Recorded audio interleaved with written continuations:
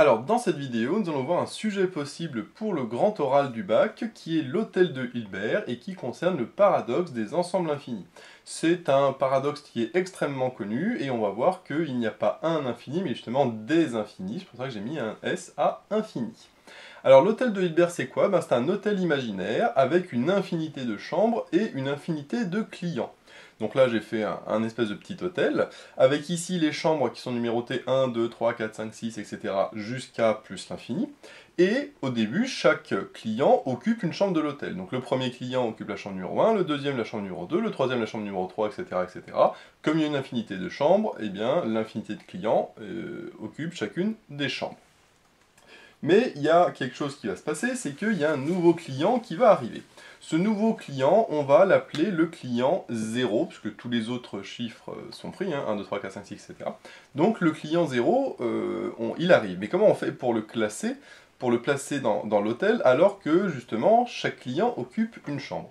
Eh bien ce que c'est dit Hilbert, c'est qu'on va prendre tous les clients comme ça, 1, 2, 3, 4, 5, 6, et on va demander au premier d'aller dans la chambre numéro 2, on va demander au deuxième d'aller dans la chambre numéro 3, on va demander au quatrième d'aller dans la chambre numéro 4, etc. etc. Donc ça c'est tout à fait possible, parce qu'il y a une infinité de chambres, et donc si on se dit que c'est pas possible, ça voudrait dire qu'à un moment, j'ai un client qui ne peut pas aller au-dessus, et ça c'est pas possible par l'absurde, puisque ça voudrait dire que j'ai une limite ici finie. Or on a vu qu'il y a une infinité de chambres et de clients. Donc ça c'est tout à fait possible, et là en faisant ce système, toutes les chambres sont occupées, sauf la première chambre qui elle a été libérée par le premier client, et donc le client 0, lui, peut aller dans la chambre numéro 1. Et donc c'est comme ça qu'on rajoute un client. Et bien évidemment, s'il y a 5 clients qui arrivent par exemple, et bien d'abord le premier, je le mets de cette manière-là, d'accord? Je décale tout vers le haut et puis le premier client, je le mets là. Ensuite, le deuxième client, je fais pareil, je redécale tout vers le haut et je le remets là, etc. etc. Et donc, si je rajoute 5 clients ou si j'en rajoute 10 000 par exemple, c'est juste que je devrais faire 10 000 fois, mais c'est tout à fait possible. Alors, cette première démonstration nous permet de montrer l'ensemble, enfin que le grand N et grand N étoiles ont le même nombre d'éléments. Alors c'est très bizarre, mais ça c'est lié aux bijections. Ce qu'on appelle une bijection, ça on l'avait déjà vu, mais je fais un petit rappel, c'est que, imaginons qu'on a un ensemble ici avec 3 éléments, par exemple ABC, et un autre ensemble ici avec 3 autres éléments, par exemple un triangle, un rond et un carré. Il y a une bijection, c'est d'associer chaque élément de l'ensemble de gauche de manière unique avec un élément de l'ensemble de droite. Ce qui fait, si on parle en termes de fonction, que toute image a un seul antécédent et toute image a au moins un antécédent. C'est pour ça qu'on appelle une bijection, c'est que c'est à la fois surjectif et bijectif. Donc là on voit bien que c'est une bijection puisque le A est associé au triangle et réciproquement le triangle est associé au A, le rond est associé au B et le carré est associé au C. Et ça peut marcher dans un sens ou dans l'autre. C'est ça ce qu'on appelle une bijection. Eh bien c'est exactement ce qu'on va faire ici, sauf que la bijection, je ne vais pas la faire entre des lettres et puis des carrés, des ronds, des triangles, mais je vais la faire entre grand N qui est composé, je le rappelle, de 1, 2, 3, 4, 5, 6, etc. jusqu'à plus l'infini, et grand N étoile qui est 0, 1, 2, 3, 4, alors pardon, c'est l'inverse, N étoile bien sûr, il n'y a pas 0, alors que grand N, il y a 0, 1, 0, 1, 2, 3, 4, 5, 6, etc., etc. Et là, bien évidemment, je peux associer de manière unique chaque élément de gauche avec un élément de droite, via une fonction petit f, avec petit f de n, qui est égal à n moins 1, parce que je vois que 1 donne 0, 2 donne 1, etc., pour tout n appartenant à n étoiles, puisque ici je suis sur n étoiles.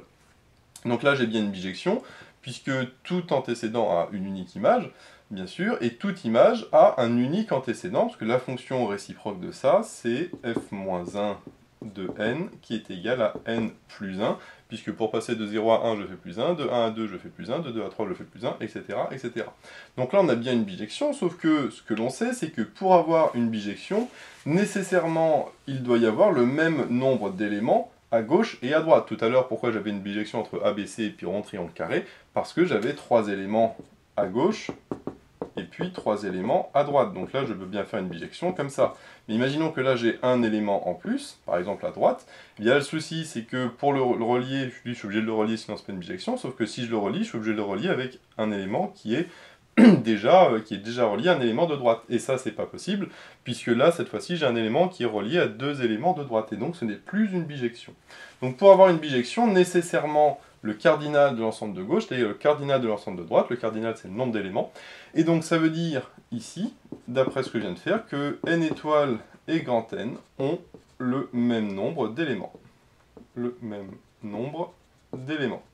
Alors ça peut paraître contre-intuitif, parce qu'on se dit que n étoile, c'est comme grand N, mais sans le 0. Donc ça veut dire que finalement, grand N a le même nombre d'éléments que n étoile, mais en rajoutant un 0, donc il y a plus d'éléments. Et bien en fait, non, on vient de montrer que non, parce qu'il existe une bijection entre les deux. Et donc ça vient bien sûr du fait que les deux ensembles sont infinis. Donc certes, n étoile est inclus dans n, et pourtant, ils ont le même cardinal, le même nombre d'éléments. Donc là, je me suis attardé un petit peu sur cette première étape, mais on va voir qu'après, il y a d'autres étapes qui vont intervenir et qui vont nous permettre de montrer la même conclusion que ce genre de choses. D'ailleurs, c'est pour ça que Hilbert l'a fait, pour pouvoir justement expliquer le paradoxe des ensembles infinis. C'est-à-dire que là, je viens de démontrer qu'il n'y avait pas un infini, mais qu'il y a plusieurs infinis, apparemment, puisque n et n étoiles ont tous les deux un ensemble infini d'éléments qui est le même, alors que pourtant, j'en ai un qui est un élément en plus, a priori. Alors maintenant, imaginons que je n'ai pas un client qui arrive, mais une infinité de clients qui arrivent. Donc là, imaginons que j'ai une infinité de clients qui arrivent. Alors le souci, c'est que je ne peux pas faire comme précédemment, parce que là, ça voudra dire que j'ai décalé tout, mais une infinité de fois, donc ça, c'est pas terrible. Moi, j'aimerais mieux le faire en une seule étape. Puis si je le fais une infinité de fois, ça n'aura pas beaucoup d'intérêt. Moi, je préférais le faire en une seule étape. Et bien là, cette fois-ci, Hilbert, il se dit, plutôt que de décaler de 1, ce que je vais faire, c'est que le client numéro 1, il va aller dans la chambre qui est le double de son numéro, donc 1 fois 2, ça fait 2. Le client numéro 2 va aller dans la chambre 2 fois 2, c'est-à-dire 4. Le client qui était dans la chambre numéro 3, il va aller dans la chambre 2 fois 3, 6. Le client de la chambre numéro 4, il va aller dans la chambre 4 fois 2, 8, etc. etc. Et donc, si je le représente non plus sous cette forme-là, mais sous la forme 1, 2, 3, 4, 5, 6, 7, 8, eh bien, le client numéro 1, il va dans la chambre 2. Le 2, il va dans la chambre 4. Le 3, il va dans la chambre 6. Le 4, il va dans la chambre 8, etc., etc. Ce faisant, j'ai bien tous les clients qui ont une chambre, puisque à chaque fois, je fais x2, et x2, c'est bien dans l'infini, donc il n'y a pas de problème. Et je vois que, ainsi, j'ai à chaque fois toutes les chambres de nombres impairs qui sont vides. La chambre numéro 1 est vide, la chambre numéro 3 est vide, la chambre numéro 5 est vide, la 7 est vide, etc., etc. Sauf que les nombres impairs, ils sont infinis, et donc, je vais pouvoir mettre tous les clients dans ces cases-là. Alors, la preuve que je vais pouvoir mettre tous ces clients, c'est que je prends un client au hasard de cette infinité. Ce client, c'est par exemple le IM. Le premier client, deuxième client, troisième client, etc. À un moment, j'aurai un client, ce sera le client numéro I. Et bien, si je regarde un petit peu ce qui se passe, c'est que le client numéro 1, il va dans la chambre 1. Alors là, je vais mettre un prime pour dire c'est le client, les nouveaux clients de l'infinité de clients qui arrivent. Le client numéro 2', lui, il va dans la chambre numéro 3, le 3', il va dans la 5, le 4', il va dans la 7, etc., etc.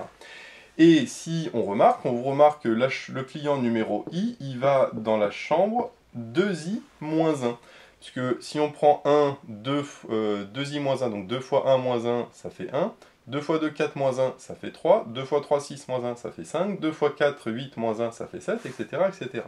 Donc le client numéro I va dans la chambre 2i moins 1, et la chambre 2i moins 1, c'est impair, donc elle est libre. Et donc, je pourrais bien mettre mon infinité de clients. Donc là, encore une fois, parce qu'il existe une bijection entre i et 2i-1, tout simplement, la fonction qui a i associe 2i-1 est une bijection. Et donc, grâce à ce petit procédé, donc je vois que j'ai libéré toutes les chambres de nombres impairs, mais donc là, qu'est-ce que j'ai créé en faisant ça? J'ai créé une bijection entre ici grand N, parce que ici 1, 2, 3, 4, 5, 6, etc. Alors par contre, c'est pas grand N, c'est N étoiles. Et 2, 4, 6, 8, etc. Et ça, c'est l'ensemble des nombres impairs. C'est ce qu'on peut noter des fois aussi 2N étoiles pour dire c'est l'ensemble N étoiles, mais x 2, c'est-à-dire l'ensemble des nombres pairs. Mais de la même manière ici, là j'ai créé une bijection entre N étoiles, et ici 2i-1, on avait vu que ça c'était les nombres impairs, ce qu'on peut aussi appeler 2N étoiles moins 1. Mais du coup, qu'est-ce que je viens de montrer? Je viens de montrer que N étoiles a autant d'éléments que les nombres pairs, que les entiers pairs. Et là, je viens de montrer que n étoile a le même nombre d'éléments aussi que les entiers impairs. Donc que les entiers pairs et que les entiers impairs. Alors on a vu que grand N et grand N étoile a le même nombre d'éléments, donc finalement là j'ai mis n étoile, mais comme grand N a le même nombre d'éléments que n étoile, eh bien grand N a aussi le même nombre d'éléments que les entiers pairs et que les entiers impairs. Alors les entiers pairs sans prendre en compte le 0, mais bon, je peux très bien prendre ici 0 et je l'associe à son double qui est 0, ça ne change rien, hein. J'aurai exactement le même principe. Sauf que si on fait les entiers pairs et les entiers impairs, qu'est-ce qu'on obtient? Eh bien on obtient n étoiles. Donc ça veut dire que l'union, donc les entiers pairs c'est notre 2n étoile et 2n moins 1 étoile, eh bien je sais que 2n étoile union 2n étoile moins 1 ou 2n étoile plus 1, eh bien je sais que tout ça, ça me donne n étoiles. Mais là, qu'est-ce que je viens de montrer? Je viens de montrer que ça avait le même nombre d'éléments que ça, mais ça a aussi le même nombre d'éléments que ça. C'est-à-dire que l'union de deux ensembles peut avoir le même nombre d'éléments que chacun des deux ensembles séparés. Donc ça, c'est assez extraordinaire. Donc ça, je vais l'écrire. Hein. Je vais écrire la conclusion de cette manipulation que je viens de faire. Hein, c'est que l'union de deux ensembles infinis, alors attention, bien sûr, infinis, hein, donc de deux ensembles infinis, je le mets là, a le même nombre d'éléments, j'ai écrit un peu en abrégé, hein, le même nombre d'éléments que le total, hein, d'accord, que l'union elle-même. Enfin, que chacun des ensembles. Que chacun des ensembles. C'est-à-dire que A union B a le même nombre d'éléments que A, et A union B a le même nombre d'éléments que B. Donc c'est tout à fait bizarre, mais c'est ce que justement cette deuxième manipulation avec l'infinité de clients qui arrive nous donne. Mais c'est pas fini, parce que maintenant, nous allons imaginer, après cette infinité de clients, que cette infinité de clients était présente dans un bus. Donc il y avait un bus infini, d'accord, une infinité de clients, ça c'était dans un bus au départ, donc ça c'est ce qu'on vient de faire. Mais maintenant, on va supposer qu'il y a une infinité de bus. Donc une infinité de bus, et chaque bus a une infinité de clients. Donc finalement, ça fait une infinité de bus composés chacun d'une infinité de clients.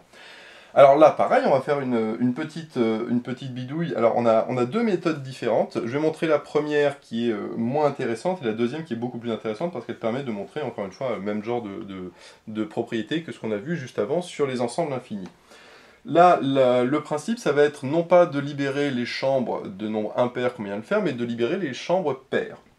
Donc pour libérer les chambres paires, on va associer le 1 à 2i plus 1, c'est-à-dire à la chambre 3, le 2 à 2i plus 1, c'est-à-dire à la chambre 5, le 3, 2 fois 3 plus 1, ça fait 7, ensuite on a compris, hein, la 4, ça fait 9, la 5, ça fait du coup 11, etc., etc. On voit qu'à chaque fois, je libère toutes les chambres impaires. Donc là, si on fait le même principe que tout à l'heure, hein, 1, 2, 3, 4, 5, 6, 7, 8. Donc la 1 va dans la 3, la 2 va dans la 5, la 3 va dans la 7, la 4 va dans la 9, etc. etc. Alors éventuellement, la 0, je peux la laisser, c'est pas très important. C'est vrai que là, j'ai fait du coup 2i plus 1. De manière générale, j'ai le i qui va dans 2i plus 1. J'aurais pu faire 2i moins 1, ce qui aurait tout décalé à gauche. C'est pas très très important. Là, on a vu que n étoile, c'est pareil, donc ça revient au même. Et donc là, j'ai libéré toutes les chambres, par contre, d'indice qui est pair. Donc la chambre 2, la chambre 4, la chambre 6, la chambre 8. On va voir que c'est plus intéressant ici. Alors pourquoi? Parce que si je prends un client au hasard, bah le client, il a toujours son numéro i qui est le numéro dans le bus. Par exemple, c'est le premier client d'un bus, ou le deuxième client d'un bus, etc. Sauf qu'il y a aussi le premier client du premier bus, le premier client du deuxième bus, etc. Et donc il y a aussi le numéro j qui est lui le numéro du bus. Donc ça, le J, c'est le numéro du bus, et le I, c'est le numéro du client dans le bus numéro J. D'accord? Donc si je prends par exemple 7, 3, donc I égale 7 et J égale 3, ça veut dire que c'est le 7e client du 3e bus. Et bien évidemment, hein, chaque client est identifié de manière unique avec son numéro de client et son numéro de bus. Et bien le client, justement, de coordonnées, on peut dire que c'est les coordonnées, hein, IJ, lui, il va aller dans la chambre 2 puissance i fois 2j plus 1. Alors, déjà, 2 puissance i, on sait que c'est pair, donc fois un nombre impair, parce que ça c'est impair, donc tout ça sera un nombre pair, donc forcément, ça ira dans une chambre paire. Et c'est bien, c'est pour ça que j'ai libéré les chambres ici qui étaient d'indice pair. Alors maintenant la question c'est, est-ce que c'est possible? C'est-à-dire que si je prends un individu IJ, et si je prends un autre individu qui lui est I'J', donc un autre client, donc avec I'J' différent de IJ, est-ce qu'ils n'auront pas tous les deux la même chambre? Parce que s'ils ont tous les deux la même chambre, le souci c'est que là mon principe ne marche plus. Alors attention, je précise que quand on dit le couple différent du couple, ça ne veut pas dire que I différent de I' et J différent de J', c'est-à-dire que le couple ici est différent du couple là. Donc je peux très bien avoir le I qui est égal à I', mais à ce moment-là le J est différent de J', et pareil dans l'autre sens. Alors là, si j'ai ça, forcément ce sera bon. Pourquoi? Parce que là, en faisant ça, eh bien 2 puissance i, c'est la partie paire, on peut dire, hein, du nombre, alors que 2j plus 1, c'est une partie qui va être impaire du nombre. Bien évidemment, on suppose que le 2j plus 1, lui, alors, ne peut pas être divisible par 2. Donc forcément, dans la décomposition en facteur premier, j'aurai le 2 puissance i, ça c'est la décomposition en facteur premier par 2 de mon client, et puis le 2j plus 1, c'est tout ce qui reste. Bon. Avec dedans éventuellement plusieurs nombres impairs, hein, c'est pas un souci. Et donc forcément, si i est différent de i', la partie paire ne sera pas la même, et donc forcément, on peut multiplier par n'importe quel nombre impair, ça ne donnera pas pareil. Donc si i est différent de i', là, à ce moment-là, eh bien ok. Ok dans le sens où, eh bien, ça veut dire que 2 puissance i fois 2j plus 1 sera différent de 2 puissance i' fois 2j plus 1, pas 2j' plus 1, pas de problème. De la même manière, si j est différent de j', là ça veut dire que la partie impaire des deux nombres sera différente, donc là c'est ok. Et si jamais i est égal à i', eh bien de toute façon, comme j est différent de j', on a vu que c'était ok. Et si j égale j', à ce moment-là forcément i est différent de i', et à ce moment-là c'est aussi ok. Donc dans tous les cas, de toute façon, ce sera ok, c'est-à-dire que 2 puissance i fois 2j plus 1 sera toujours différent de 2 puissance i' fois 2j' plus 1. C'est-à-dire que chaque client se verra bien attribuer une chambre. Alors est-ce que toutes les chambres seront remplies? Peut-être pas, mais en tout cas, c'est tout à fait possible de mettre du coup les clients de cette manière-là. Et donc là, on a trouvé une autre méthode pour placer l'infinité de clients qui fait partie d'une infinité de bus. Alors ça c'est la première méthode, mais moi j'ai une autre méthode ici que je vais vous proposer, qui est plus intéressante, mais qui est un peu liée à celle que je viens de décrire, c'est qu'on va les mettre sous forme de tableau. Donc sous forme de tableau, à deux entrées, avec ici par exemple le i et ici j, ou l'inverse, hein, ça revient strictement au même. Et donc le i, c'est 1, 2, 3, 4, 5, 6, etc. Un premier client, deuxième client, troisième client. Et puis j, c'est aussi un premier bus, deuxième bus, troisième bus, quatrième bus, cinquième bus, etc. etc. Et là, ce que je vais faire, c'est que je vais ici remplir mon tableau en disant que la première case ici, par exemple, c'est 1. Ensuite, ici, je vais mettre 2 et 3.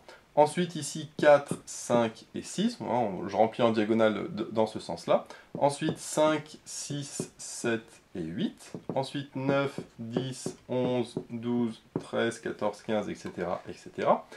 Et donc, ce faisant, ce que je sais, c'est que le client IJ, lui, va savoir attribuer de manière unique un numéro. Par exemple, le numéro 1. Le client 2, lui, il se verra attribuer le 5. Le client, par exemple, 5,1 se verra attribuer le 13, etc. etc.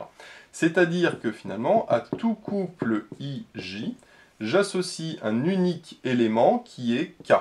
Alors, on pourrait regarder est-ce qu'il y a une relation entre le i, le j et le k, mais c'est pas très important. Ce qui est important, c'est que d'après le petit tableau que j'ai fait ici, je sais, encore une fois, qu'il existe une bijection, parce que bien sûr mon tableau est infini dans ce sens-là et dans ce sens-là, et donc d'après le procédé que je viens de faire, on pourra toujours remplir de toute façon jusqu'à l'infini. Donc là, ce que j'ai montré, c'est qu'il y avait une bijection entre ij et k. Sauf que ij, ça c'est un élément de n étoile croix n étoile, parce que ça commence de 1 à l'infini et de 1 à l'infini, alors que le k, lui, il part de n étoile. Alors n étoile ou grand n, parce que c'est vrai que j'ai commencé à 1, j'aurais très bien pu commencer à 0, ici 0, 1, 2, 3, 4, 5, 6, etc. Mais ça c'est pas très important, parce qu'on a vu que n étoile, de toute façon, a le même nombre d'éléments que grand n. Mais donc du coup, s'il existe une bijection entre n étoile, croix n étoile et n étoile, eh bien ça veut dire que n étoile, croix n étoile a le même nombre d'éléments que grand n étoile. Et donc que grand n, que n étoile et grand n ont le même nombre d'éléments également. Donc là, c'est un peu bizarre, mais encore une fois, c'est que là, c'est un produit cartésien. Et donc je vois que le produit cartésien a un même nombre d'éléments que l'un des deux éléments ici. Sachant que j'aurais peut-être pas pu prendre grand N ici, grand N là, grand N là. Parce que là j'ai commencé à 0, je peux très bien commencer à 1. Je peux très bien commencer à 0 ici ou 0 là. Ça n'a strictement aucune incidence. Et donc là, encore une fois, on voit qu'il y a plusieurs infinis, parce qu'on se dit bah, l'infini fois l'infini, ça fait un infini qui est plus grand, alors qu'en fait non, il y a le même nombre d'éléments que n étoiles. Donc là, on vient de montrer plusieurs ensembles infinis, qui a priori sont parfois inclus l'un dans l'autre, un grand N étoile est inclus dans grand N, et pourtant, il y a le même nombre d'éléments. Alors, pour aller encore plus loin, nous allons cette fois-ci supposer que tous ces clients vont manger le soir à l'hôtel. Bien évidemment, quand ils vont manger, il y aura une infinité de plats. Donc là, on suppose qu'il y a une infinité de plats. Et comme ces clients aiment bien l'infini, eh bien, ils vont créer un menu avec une infinité de plats. C'est-à-dire qu'un menu, donc par exemple qu'on va noter X, eh bien, il est composé d'une suite de chiffres. Par exemple, les plats, on va les noter 1, 2, 3, 4, 5, 6, 7, 8, etc. Et donc, un client va composer un menu X, et donc il va prendre comme premier plat, par exemple, le plat 4, le deuxième plat, il va prendre le plat 5, le troisième plat, il va prendre le plat numéro 2, celui d'après, il va prendre le plat numéro 13, celui d'après, il va prendre le plat numéro 17, ensuite il va prendre le plat numéro 1, puis le plat numéro 4, etc., etc. Et bien sûr, jusqu'à l'infini, puisque, bien évidemment, un menu est composé d'une infinité de plats. Maintenant, ce qu'on va faire, c'est que on va faire, comme d'habitude, comme tout à l'heure, hein, chaque client avait une chambre différente, donc là, on va dire que chaque client a un menu qui est différent. Et donc, le premier client, du coup, comme c'est une suite, on va la noter U1, par exemple. Hein. Donc U1, ça c'est du coup un nombre ici qui est composé d'une infinité de plats. On va dire que c'est même U11. Alors, on pourrait noter en fait ça U1, U2, U3, U4, etc. Et puis après, pour le deuxième client, il y a une autre suite. Mais en tout cas, on va dire que c'est ça, et puis après, éventuellement, on regroupe tous les entiers ici, pour former un seul entier. Mais en tout cas, ce qui est important, c'est qu'on va modéliser un repas par une suite UN avec n supérieur ou égal à 1, parce que le premier client, lui, c'est le numéro 1, avec à chaque fois UN qui appartient à n étoiles. Encore une fois, on pourrait partir de 0, ainsi ça ne change pas grand-chose. Donc là, j'ai dit, c'est vrai que U1 est égal à ça. Du coup, ici, c'est mieux de modéliser un repas par exemple, une suite V1, enfin une suite ou c'est une suite en fait, donc ça c'est UN, c'est cette suite-là, avec ça qui est U1, ça qui est U2, ça qui est U3, ça qui est U4, etc., etc. Donc ça, on note U, par exemple, pour le client numéro 1, pour le client numéro 2, on notera V, etc., etc. Bien évidemment, comme tout à l'heure, on a un client, encore qu'on va noter 0, qui vient. Et ce client veut un repas différent de tous les autres clients. Comme tout à l'heure, il veut une chambre différente des autres, et donc là, il veut un repas qui est différent de tous les autres repas.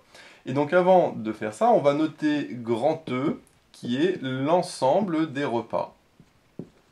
L'ensemble des repas possibles.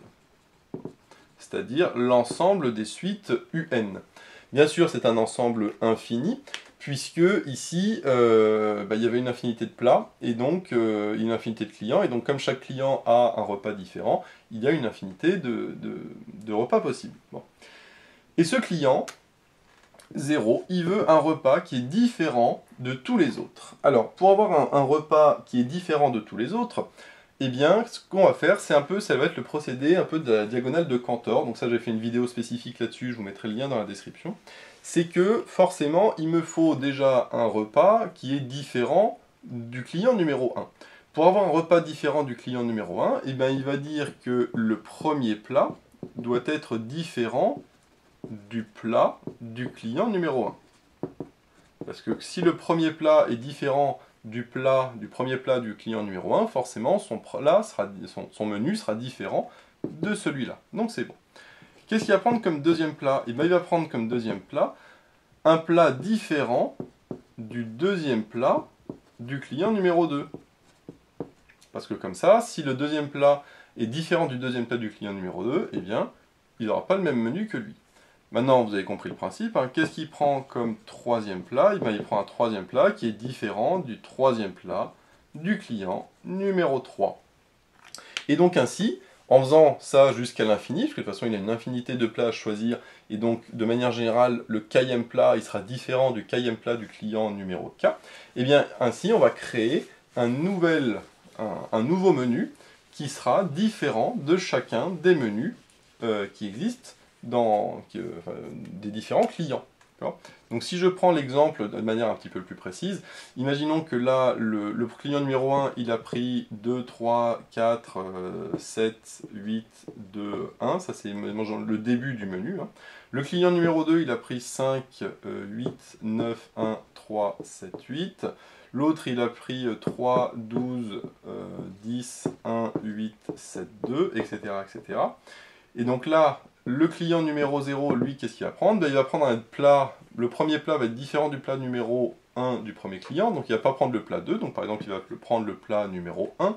Ensuite, il va prendre un deuxième plat qui va être différent du deuxième plat du client numéro 2, donc il va prendre quelque chose de différent de 8, par exemple il va prendre le plat numéro 7.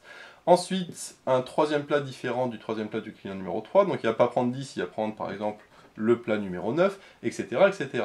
Donc là, comme 1 est différent de 2, il n'a pas le même repas que le client numéro 1. Comme le 7 est différent de 8, il n'a pas le même menu que le client numéro 2. Comme le 9 est numéro 10 est différent de 10, il n'a pas le même menu que le client numéro 3, etc. etc. Donc on voit bien ici pourquoi on appelle ça le procédé diagonal de Cantor, parce que ça fait une diagonale, et qu'à chaque fois on prend un terme qui est différent du terme qui est sur la diagonale ici. Donc ça, pareil, je ferai vraiment une vidéo spécifique là-dessus, je vous mettrai le lien dans la description. Et donc ce faisant, eh bien j'ai créé un nouveau menu. Mais alors ça, qu'est-ce que ça veut dire? Ça veut dire que, finalement, l'ensemble des repas possibles, je ne pouvais pas l'associer cette fois-ci avec n étoiles.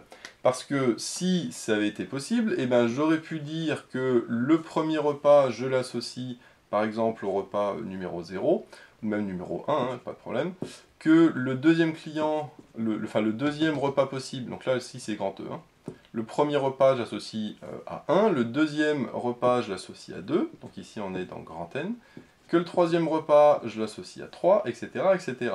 Donc là, si c'était le cas, si je pouvais faire ça, le problème, c'est que ici, alors moi j'ai pris n étoiles là, le problème c'est si je dis ça, et bien à ce moment-là, le client numéro 0 n'aurait pas de repas possible, parce que là ça voudrait dire que je ne pourrais pas aller en bas, donc je serais obligé d'aller avant. Alors même si ici je commence en mettant 0, puis après 1, 2, 3, 4, 5, 6, etc., et donc du coup en notant non pas n étoiles, mais en partant de grand N, eh bien ce serait exactement pareil, c'est que je ne pourrais pas avoir de nouveaux repas possibles, parce que ça voudrait dire que je rajoute un repas dans grand N ou dans n étoiles, et ça c'est pas possible. Donc qu'est-ce que ça veut dire? Ça veut dire ici que grand E, donc le grand E et le n étoile n'ont pas le même nombre d'éléments.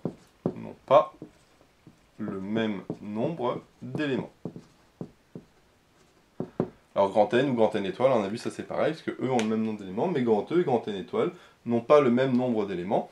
Et ça veut dire que par contre, lequel en a le plus? Eh bien c'est grand E qui en a plus, puisque grand E, lui on a vu que même si on a une infinité de repas, donc même si on avait associé de manière unique ici, eh bien si un nouveau client, on pourra faire un nouveau repas possible. Un nouveau repas possible, c'est un nouvel élément de grand E, mais qui n'est pas un nouvel élément de grand N, parce que je suis obligé de le rajouter au début. Et donc même si je pars de 0, avant 0, je ne peux rien rajouter. Et donc même si un deuxième nouveau client qui arrive, je pourrais faire un nouveau repas possible d'après le principe que j'ai vu ici, mais je ne pourrais pas rajouter d'éléments là-dedans. Donc là, ça veut dire que s'il y a un nouveau client, eh bien, je rajoute un élément ici, mais je ne peux rien rajouter là, donc je suis embêté. Et en plus, s'il y a encore un nouveau client qui arrive, je sais que je peux faire un nouveau repas, mais pas rajouter d'éléments ici, donc je suis toujours embêté. Donc là, il y a une bijection à ce niveau-là, mais pas avant, et donc du coup, dans grand E, il y a plus d'éléments que dans grand N et grand N étoile. Donc voilà tout ce que l'on peut dire sur l'hôtel de Hilbert. Donc voilà, pour un grand oral, c'est quand même pas mal, il y a énormément de choses à dire par rapport aux bijections, par rapport aux infinis, par rapport aux petits processus, que s'il y a un nouveau client, une infinité de nouveaux clients, une infinité de bus avec des nouveaux clients, etc. Et on voit que grâce à ça, on peut montrer qu'il y a plusieurs infinis aussi ici, puisqu'on se dit, grand N ou grand N étoile, ils ont une infinité d'éléments, et pourtant, eh bien, grand E a plus d'éléments que grand N ou que grand N étoile. Donc là, j'ai trouvé un ensemble grand E qui a plus d'éléments qu'une infinité d'éléments. Donc c'est assez étrange, et c'est ça ce qu'on appelle le paradoxe des ensembles infinis. Donc voilà, j'espère que tu as aimé cette vidéo. Si c'est le cas, n'hésite pas à liker, à t'abonner et à laisser un commentaire, ça fait toujours plaisir. J'ai mis le lien dans la description vers d'autres vidéos sur le grand oral. J'ai également mis le lien vers la page Tipeee où tu peux soutenir Méthode Maths. Et moi je te dis à bientôt pour de nouvelles vidéos.